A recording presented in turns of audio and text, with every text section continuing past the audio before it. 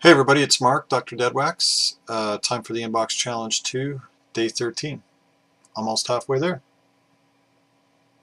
Got the Beeb watching over me. Can't fail now. That's the card Cheryl gave me. Thanks, Cheryl. So today's numbers were picked by Karsten Olsen. Member of the BC, makes videos. Link to his channel will be down below. I believe Karsten's in... I believe he's Danish. One of the Scandinavian nations there. I think that got it. He picked the numbers today. He picked 5 numbers. Going to do all 5, and really like the records today.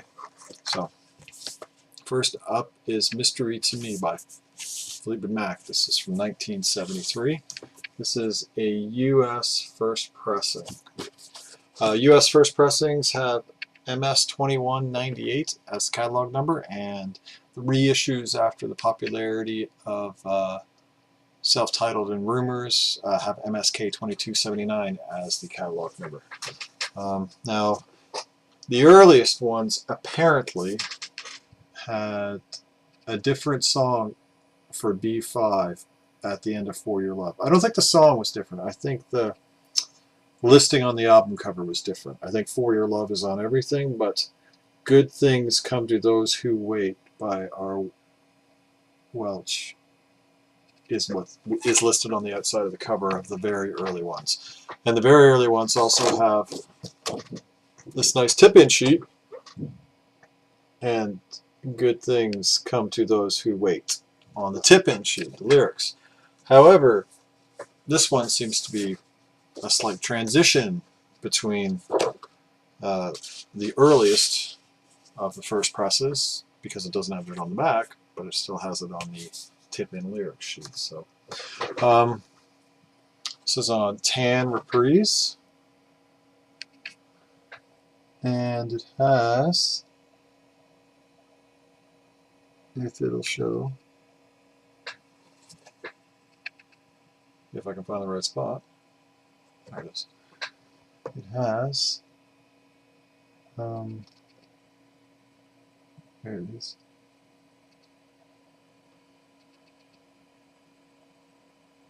It has Ken done in the dead wax there at midnight, 12 o'clock. Ken Dunn is Kent Duncan, and he is one of the great mastering engineers. He's up there with Doug Sachs and Robert Ludwig, and just so many of the greats. Wally Troggett, Alan Zent. Anyway, he's up there with so many of the greats. And he did things like Heart's first couple records, did a lot of stuff for the Mushroom label.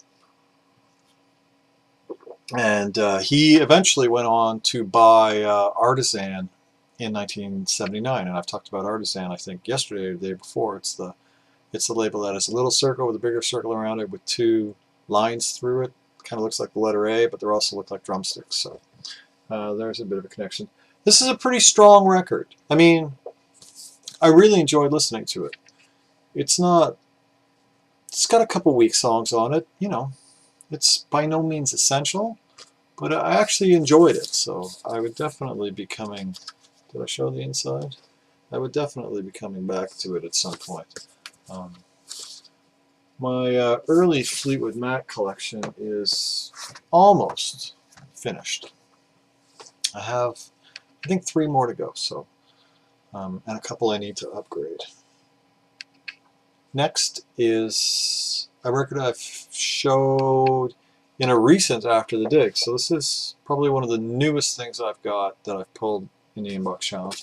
And this is The Cure, Kiss Me, Kiss Me, Kiss Me. And yes, Karsten is another person who made me pull a double. So that's 6 LPs a day for over half of the Inbox Challenge to date. It's getting kind of sadistic. I don't have 1 in 5 records back there as doubles. Kind of chewed cover, literally. Some mouse, or I'd say it's a mouse probably, some creature chewed this. But I got this for $7. and it's fantastic. It's really clean. It's got these scratches on it I was worried about, and it's direct metal masters, so they have the most delicately useless grooves. You know, you look at them on a Tuesday the wrong way, and they make a sound forever. They kind of get slighted, and that's enough for them to tick. But this, the scratches don't really sound. There's a couple of pops, the odd spot, and there's one spot that ticks just a little bit. But for $7, which is what I paid for this, or $7.99, which is what I paid for this, double record set, it's amazing. Like I said, this is direct metal master, and this is a U.S. pressing, but all 4 plates say Townhouse DMM in hand, written in hand in there. Quite often Townhouse is a stamp, so it was interesting that it was in hand. And one of the interesting things is the O in the house part of Townhouse is a little heart on all of them, I think, at least 2 of them.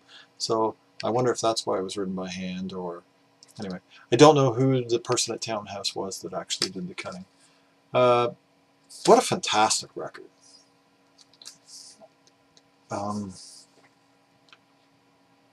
It has a couple of the big hits, The Kiss, Why Can't I Be You, Just Like Heaven, Hot, Hot, Hot. But I really liked The Perfect Girl. I really liked Catch.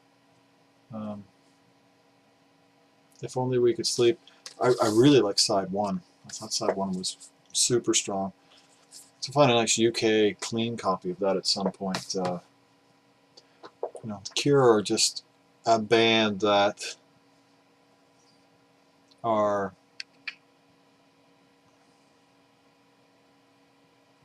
they're like darlings of a certain set, but they actually really delivered more than most of those bands do. So, love The Cure. Saw them live. They were fantastic. Next is a record I bought because the price was right. It was like $4, $5, and it's you know, it's pressed on high quality audiophile vinyl, and it has the dreaded direct metal mastering, which is usually the kiss of death for a record, and it's a promo, so hey, that's good.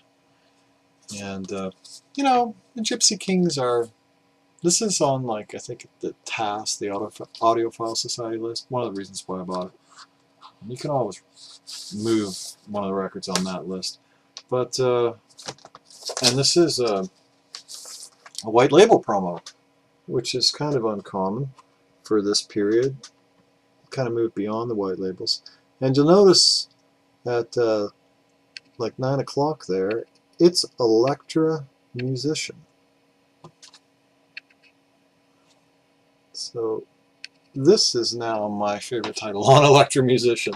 I don't think these guys were approached to do a project for Electra Musician like the kind of the way the label worked in the beginning, or I think they were probably put on this, because this is, you know, this is much later.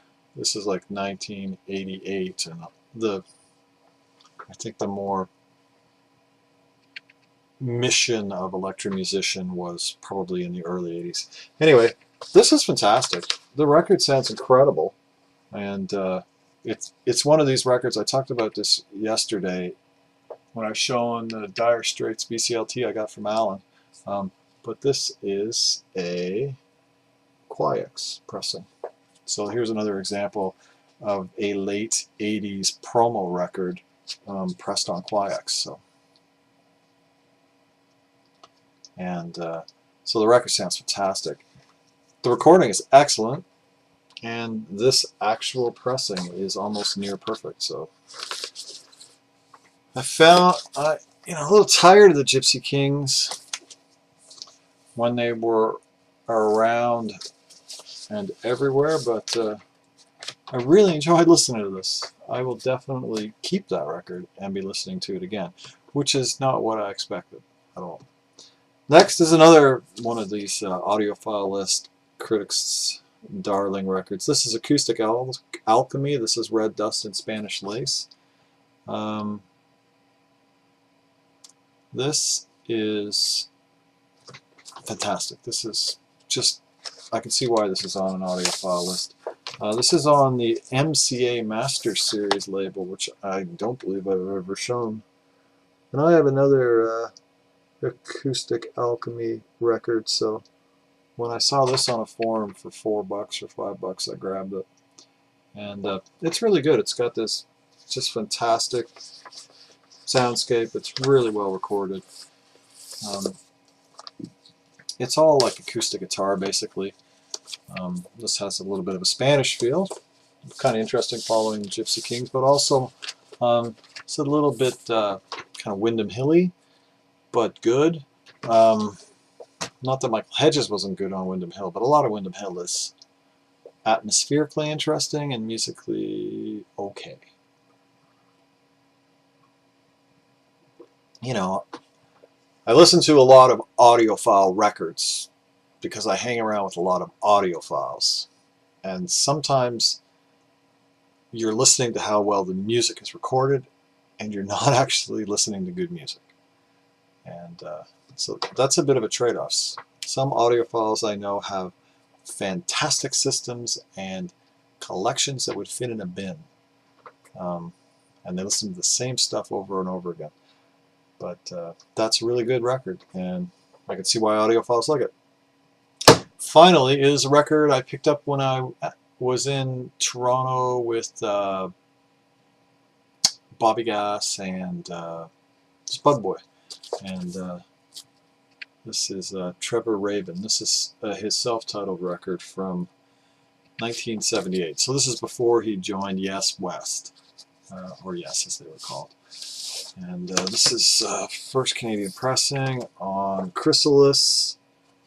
And I really don't need to say a lot about this.